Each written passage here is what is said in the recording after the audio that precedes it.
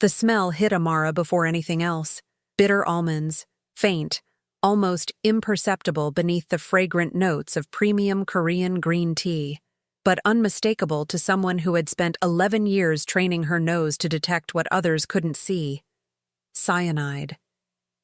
She froze in the middle of the private dining room at Hanwoo House, Seoul's most exclusive restaurant, the silver tray trembling slightly in her dark hands. Around her, the most powerful men in South Korea's underworld continued their dinner, oblivious to the poison she was carrying toward their host.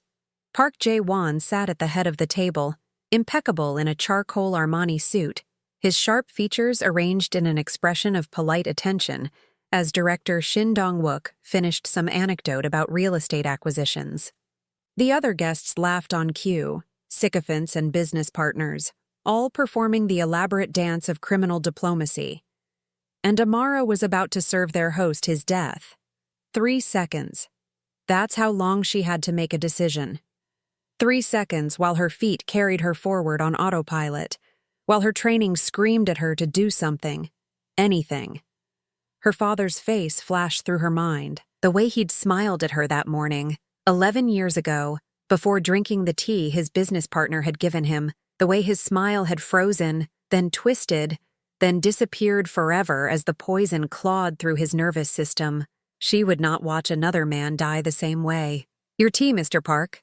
Park Jae-won glanced up at her, just a flicker of dark eyes over sharp cheekbones, and something in his gaze made her breath catch.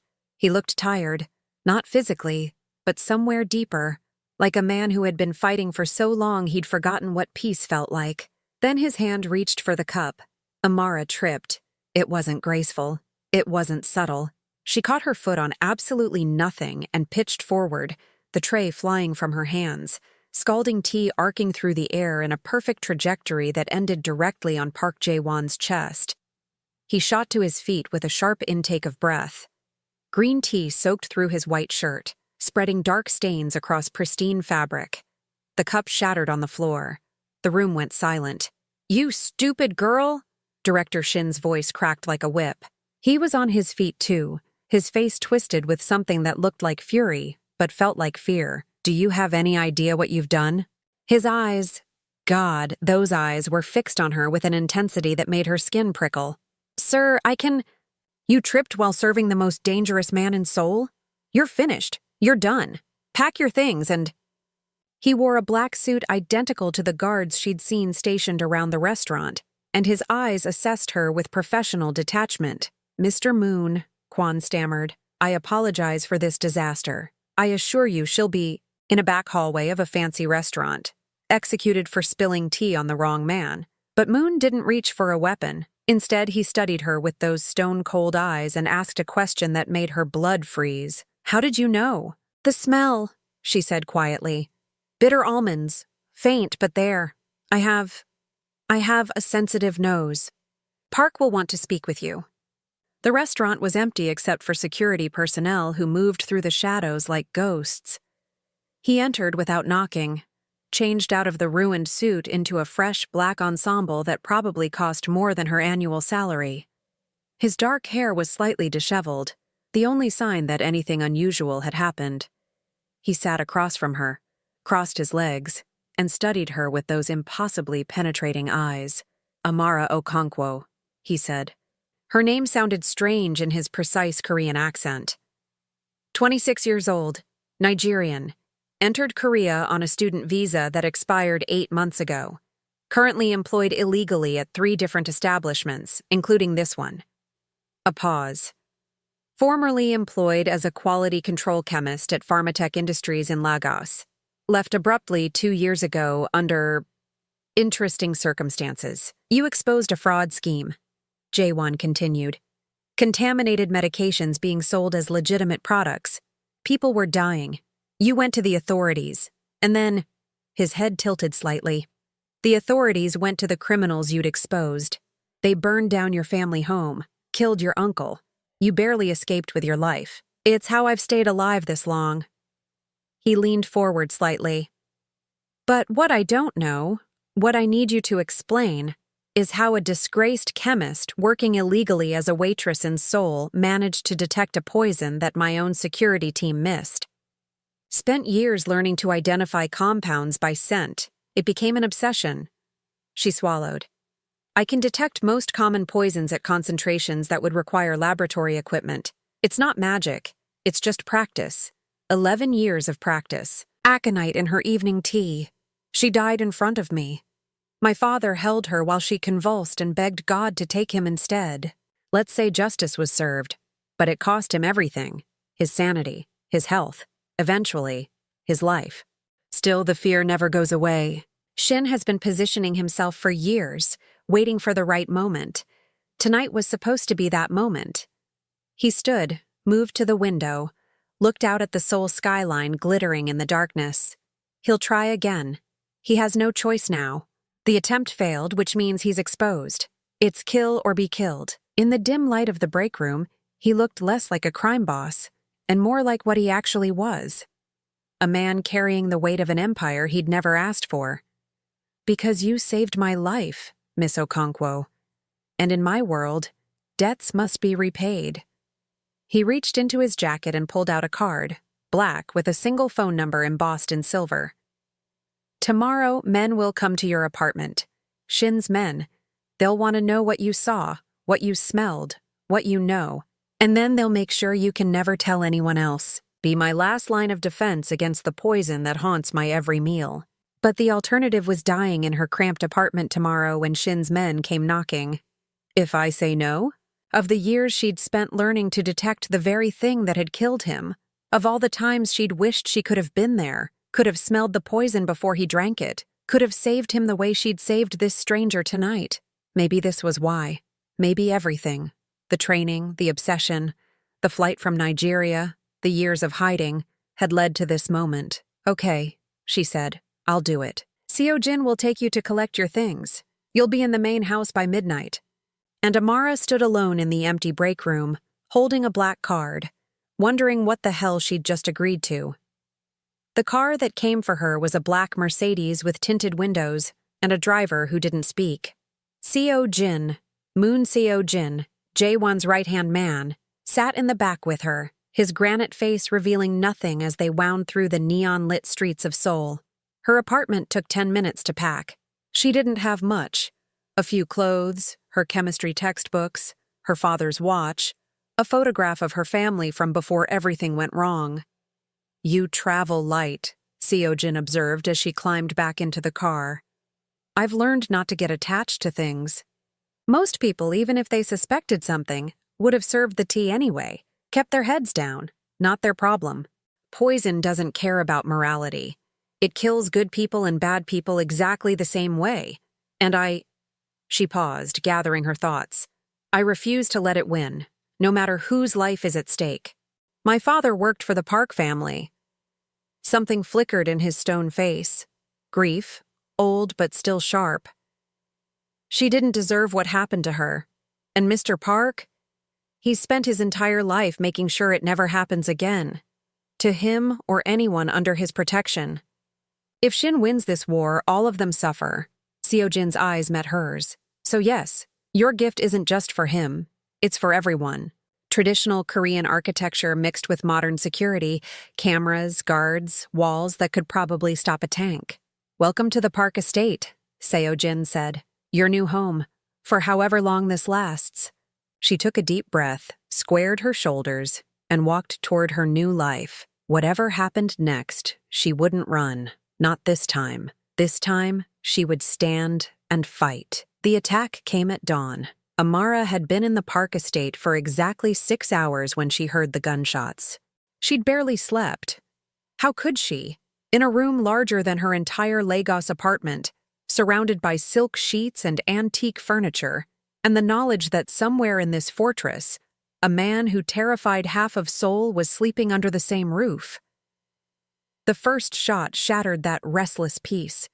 She was on her feet before the echo faded, years of survival instinct overriding the confusion of waking in an unfamiliar place. Through the window, she could see the dawn sky lit up by muzzle flashes. Shadows moved across the manicured gardens. More gunfire. shouting. Her door burst open.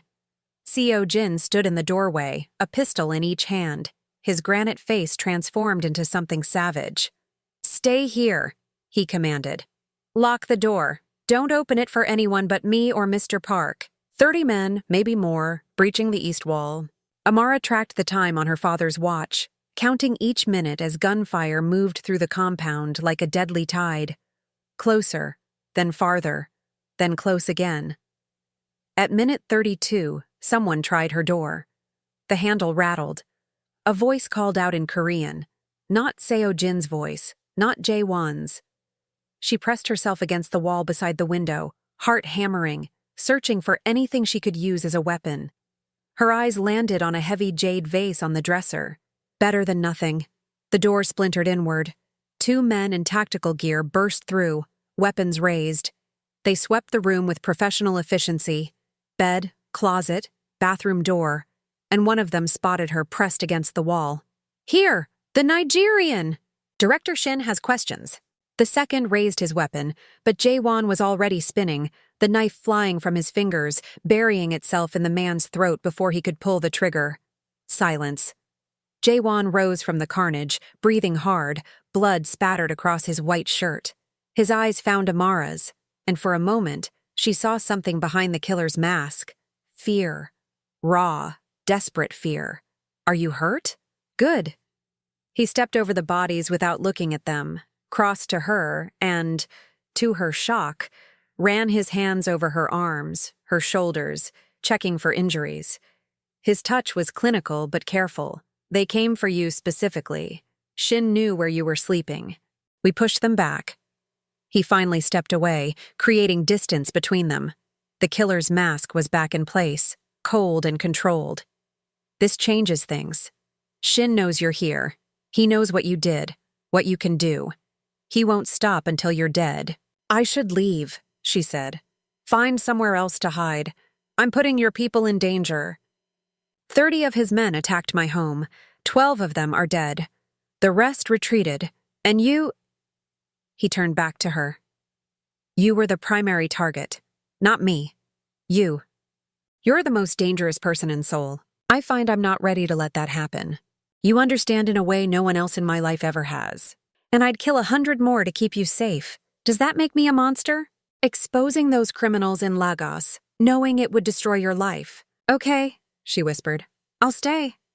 Coordinated with contacts throughout Seoul's underworld, building a picture of Shin's network and looking for the weak points. And through it all, she noticed the details that others missed. The way his hand trembled slightly when he reached for his tea, then stopped himself, remembered there was no one to test it. The way his eyes kept flickering to doorways, checking exits, calculating escape routes even in his own home. The way he flinched, almost imperceptibly, every time food was brought into the room. The fear was always there, just below the surface. "You should eat something." "Before. I appreciate the concern, but I have protocols for situations like this. I'll eat when my security team has verified. I know 57 different compounds that can be concealed in food or drink. I know their chemical structures, their detection methods, their lethal doses. I've been preparing for this moment since I was 15 years old." The silence stretched between them, filled with calculations and considerations she couldn't begin to guess. "There's something you should know," he finally said. "About this arrangement, about what I'm asking you to do. The people I deal with, the decisions I make, the enemies I've accumulated over 15 years of running this organization." He leaned forward, his dark eyes intense. "If you become my taster, you become a target.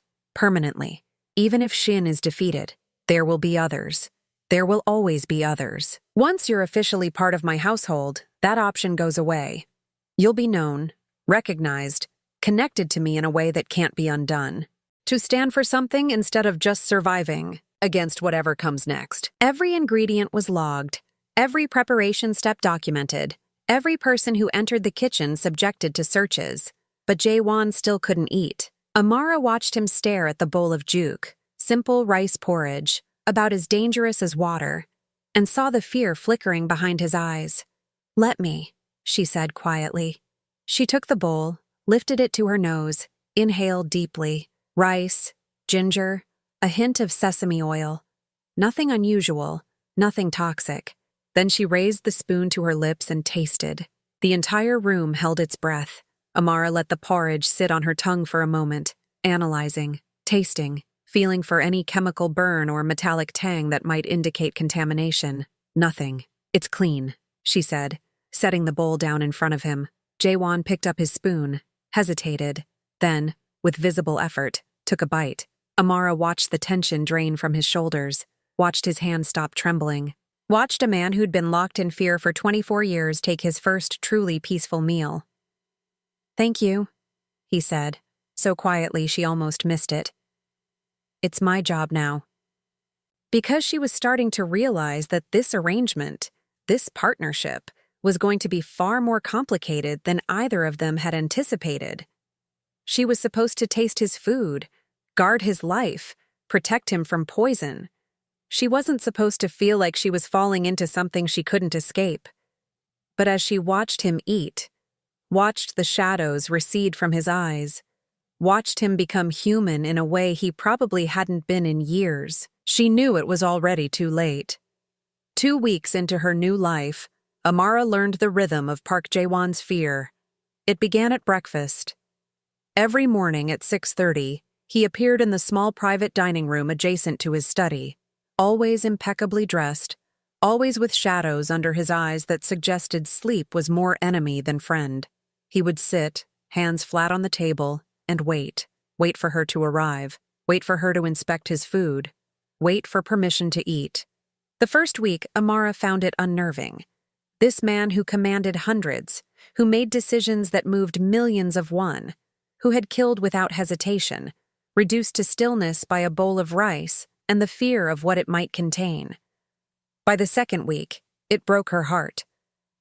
"You don't have to wait," she told him on the 14th morning. "The kitchen is secure now. The staff has been vetted 3 times over. The ingredients come from sources we control directly." Lifted the lid from the pot of juk, inhaled, tasted. Rice, ginger, chicken. The same as yesterday, the same as the day before. It's clean.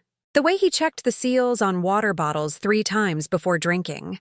The way he avoided certain rooms in the compound, the ones closest to the kitchen, she realized later, where smells might drift unexpectedly. The way he flinched at specific colors, specific sounds, specific combinations that triggered memories he couldn't escape. Green tea. He never drank green tea. His mother had been drinking green tea when she died. "You're studying me." His voice came from behind her on the evening of the 15th day. Amara was in the library, supposedly reading, actually watching him through the reflection in the window as he reviewed documents at his desk. "Is that a problem?" "The name people use to scare children into behaving. I believe you're not nearly as cold as you want everyone to think." "A plant sent to gather information, to find my weaknesses. I watched my father die because I couldn't help him. Now I help you because I can." She stood, bringing them closer together. There's no conspiracy, no hidden agenda, just a woman trying to make sense of her survival by preventing someone else's death. Like maybe all those years of training weren't just the obsession of a broken girl. He'd worked in the security division for 6 years, had access to scheduling information, knew which room Amara would be sleeping in that first night. Seo Jin had discovered the evidence buried in financial records, payments from shell companies traced back to Shin's network. Small amounts, carefully disguised, but damning nonetheless. "He's in the basement," Seo Jin reported, his granite face harder than usual, "waiting for you." The man she'd been talking to in the library, the tired, vulnerable man who admitted he was broken, disappeared. In his place stood the Park family boss, cold and merciless. "Come with me," he said to Amara. "Why?" His face was already swelling from preliminary questioning, and blood dripped from a split lip. But his eyes were defiant. "Cousin," his voice was bitter. "Come to do the dirty work yourself?" "Freedom!" Minsu spat blood onto the floor. "A way out of this family's shadow. You think the Shin family has any rights to what the Parks have built?" "Not because I'm a good man. I'm not. But because I'm tired of blood, tired of fear, tired of watching people die for someone else's ambition." Made his life bearable. After 2 weeks. She tried to tell herself it was just the fear, just the relief of having someone to test his food. But the way he said it? "What happens now?" Min-soo asked. His defiance was crumbling, replaced by the dawning realization that he wasn't going to walk out of this basement. "Now you tell me everything. Every contact, every payment, every piece of information you passed to Shin." Jae-won pulled up a chair, sat directly in front of his cousin, "and then we'll discuss what comes next." He took Min-soo apart with questions, found the cracks in his story, pried them open, extracted information with the precision of a surgeon removing a tumor. When it was over, Jae-won emerged from the basement looking older than he had that morning. "Is he—" Amara couldn't finish the question. "Alive. For now." Jae-won walked past her, headed up the stairs. "The information he provided is valuable. It would be wasteful to kill him before we've verified it. I know. But nights like tonight remind me, I'm still the same. Still capable of sitting in a basement, taking a man apart piece by piece, and feeling nothing. I think you want to be different. I think you've been fighting to be different for years, and nobody sees it because nobody looks close enough. Invisible. Any feelings I have they're inappropriate. Exploitative. I'm supposed to be better than that. Not while I'm still... Who knows how poison works, how fear works, how survival makes you do things you never thought possible." Her hand found his cheek. "I want you, Jae-won, exactly as you are, not in spite of your darkness, because of it. Not until Shin is dealt with. For staying." The next, thunder cracked across the sky and rain hammered against the compound's windows with brutal force. She didn't think anything of it at first. Seoul storms were intense but brief, and she'd grown accustomed to the city's temperamental weather. Then Seo-jin burst through the library door. "Mr. Park," he said, and something in his voice made her blood freeze. "He's having an episode. I don't know what to do. He won't let anyone near him." Collapsed. Then, so quietly she almost missed it, the doors locked. Of course, the head of security knew how to bypass locks. It took him 30 seconds to get the door open. The room beyond was chaos. Furniture overturned, lamps shattered, the bed torn apart, sheets and pillows scattered across the floor like the aftermath of an explosion. And in the corner, pressed against the wall, Park Jae-won, the most feared man in Seoul, sat with his knees drawn to his chest, eyes wild, hands clawing at his own throat. "Go," Amara told Seo-jin. "Don't let anyone else come up here. I'll handle this." Lost in whatever memory the storm had triggered. "She died during a storm." His voice was a rasp. "My mother. There was thunder when they brought her the tea. I remember the sound of it. Every time." Another crash outside. He choked on his own breath. "Every time I hear it, I'm back there. I'm 12 years old and she's dying and I can't stop it." "It can't hurt you. But that's not how you remember it, is it? Tell me how you remember it." By the end, the copper was everywhere. In his breath. In the air. On my hands when I tried to hold him. I couldn't accept that he was gone. "Why are you telling me this?" "But I've learned that it helps to have someone who understands. Someone who doesn't think you're weak or crazy. Someone who just sits with you." His composure crumbled. And for the first time since she'd met him, Park Jae-won looked fully human. "I'm so tired," he whispered. "So tired of being afraid, of performing strength I don't feel, of watching everyone around me walk on eggshells because they don't know which version of me they'll get. But right now in this room, you don't have to be anything except exactly what you are. Broken and scared and exhausted.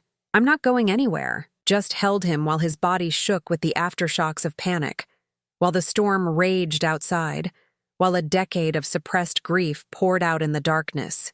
"You have no idea," he said against her hair, "what you've done to me. In 3 weeks, you've dismantled every wall I spent years building. You've seen things I've never shown anyone. You've made me want," his voice broke, "things I thought I'd given up wanting. A future that isn't just survival and power and fear." He pulled back just enough to look at her, and her heart clenched at the raw vulnerability in his eyes. "You make me want to be different, Amara. Better. Worthy of someone who sees me the way you do. To believe that maybe, somehow, I could become something else. tasted salt, tears or rain she couldn't tell. Felt his heart hammering against hers, two broken rhythms somehow finding synchronicity. When they finally broke apart, both breathing hard, the storm outside had begun to quiet. "I'm sorry," Jae-won said. "I shouldn't have. The first honest thing either of us has done in years. Then we make sure nothing happens." Amara pulled back, met his eyes with determination. "We stop hiding from this. We stop pretending we're just business partners, and we end Shin before he can end us." He looked around the destroyed room, at the evidence of his breakdown scattered across every surface. "I'll have someone clean this up," he said quietly. "Let me help." Then he moved to help, and they worked in silence, putting his room back together piece by piece.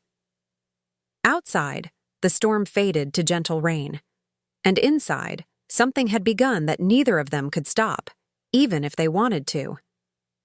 3 days later, Shin made his move. It wasn't an attack this time. It was worse. A manila envelope arrived at the compound, addressed to Amara specifically.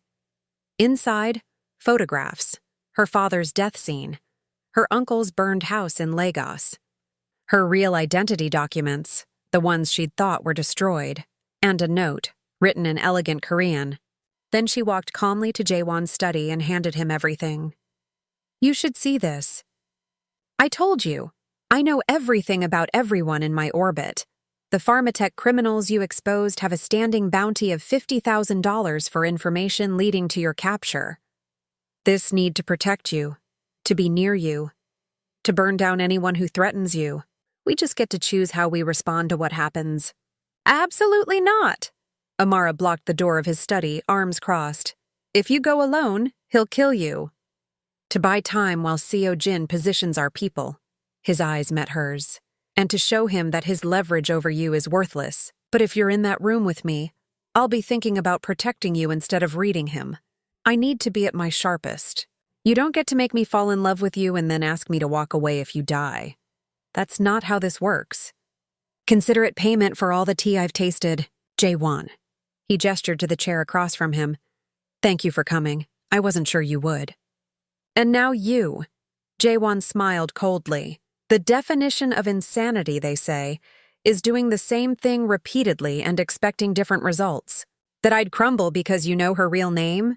I've prepared documentation that will destroy her. Criminal charges in Nigeria, immigration violations in Korea, testimony from people willing to say she was involved in the original fraud she claims to have exposed. Protect her and weaken your position, or sacrifice her and prove to everyone that Park Jae-won is exactly the cold-blooded bastard they've always feared. Your alliances, the man you've trusted with your most sensitive operations for 15 years. Jae-won smiled, and it was a predator's smile.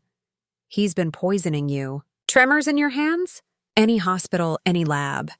The thallium will show up in your blood work. Jae-won straightened. Or you can ask Tae-hyun directly.